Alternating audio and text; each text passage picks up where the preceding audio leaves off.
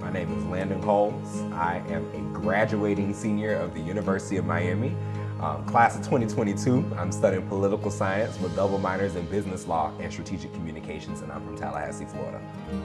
I am somebody who loves people. I love building a community. I love talking with anybody. If you leave me alone with them long enough, I'm gonna have a new best friend. I love the University of Miami. I love any community that I'm in where I get to positively impact people and represent people.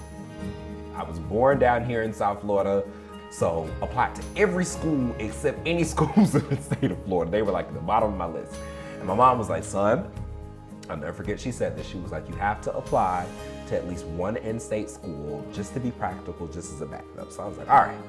One day I'm sitting in class. I received an email in my inbox, and I received that email, and at first I thought it was spam. It was from the University of Miami, so I deleted it and put it in my deleted folder. And then something told me before I was gonna delete it all together. I'm like, wait a minute, let me click it and actually see what this is talking about. Click the email. Turned out to be a whole invitation to the University of Miami for the Hammond Weekend. I had been nominated for the Hammond Scholarship. I called mom, sitting in the middle class, I'm like, Ma, I got the scholarship. This could be something. So she was like, okay, we're going to Miami. Drove on down to Miami, fell in love with the institution. UM went from being the bottom of my list to the top of my list.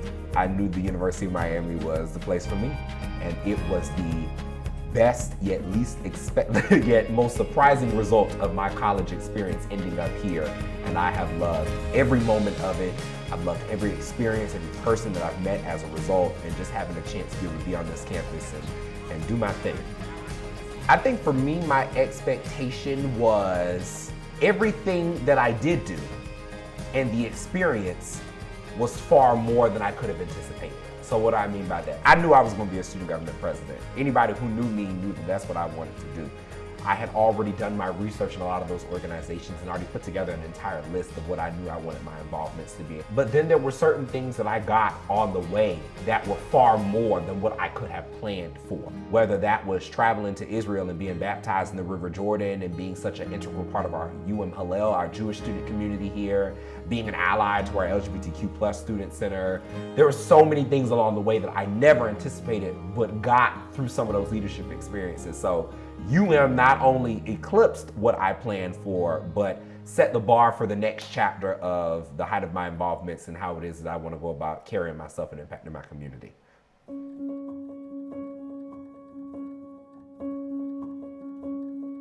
I think for me, what I never could have planned for and or anticipated was the failures. Those are the things that you don't necessarily plan for or anticipate in this list, so to speak. Because when you put together a list of your goals, these are things that you want to be successes on your journey. But what builds character along the way are the things that you stumble and fall over that actually make for some of the most interesting stories that I have in my UM experience. People don't talk about the things that you get bruised up and banged up on along the way. So failing a class and that causing me to have to shift my major and shift my entire academic plan only a year into my undergraduate experience. Those were all things that I learned, again, that I could have never anticipated. And that really surprised me in how I credit my failures and stumbles and setbacks far more so to my character development than I necessarily do the successes. Because those are the things that taught me about what I'm actually made of. It's easy to come to the University of Miami and look at this picturesque campus that we have and think everything is going to be flawless for the next 4 years of your time here. But it's quite to the contrary. Every day is going to present a new challenge, whether it's academically, whether it's personally, whether it's socially, whether it's professionally. You are going to endure much in your time here.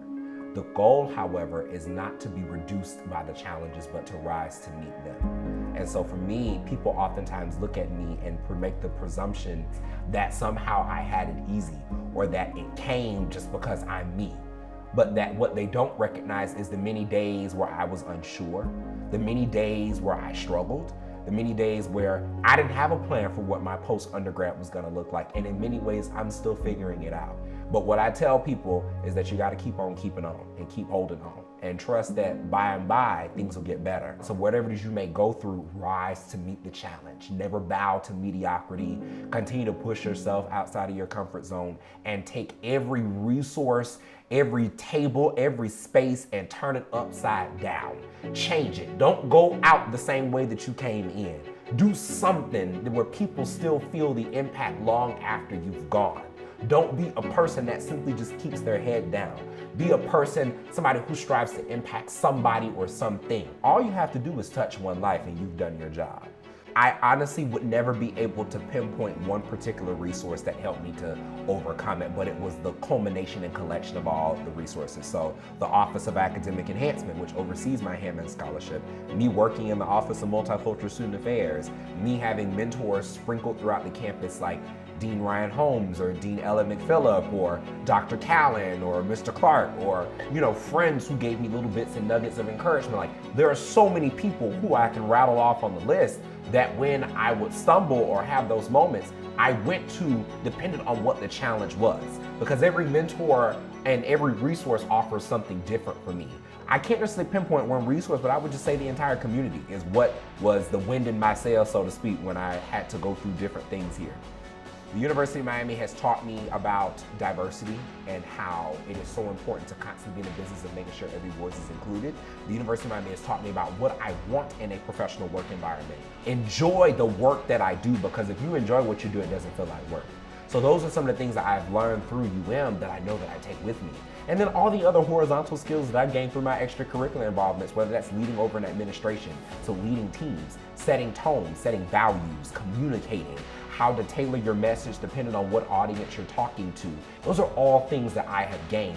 Working in a fast-paced environment, learning how to effectively research and put things together in a quick yet efficient and correct manner. Like, those are all tools that I've gained in my metaphorical toolbox that I take with me from my time at the university, that I know that any professional environment would be blessed and lucky to have me. The University of Miami has been such an integral part of my identity for the last 4 years. In essence, when you start to close a chapter of a book, you have to start asking yourself, who are you, when not an attachment to something that has been such a foundation of who you are and how you define yourself. So how do you begin to define yourself post-UM? And that, I think, for me is the bitter part about thinking about myself post the University of Miami, considering that this has been my family for the last 4 years. The sweet part about it is knowing that you have no regrets. That is what allows me to have peace, and for me to be so excited to be able to walk across that stage and to be able to let go and move along and pass along the baton.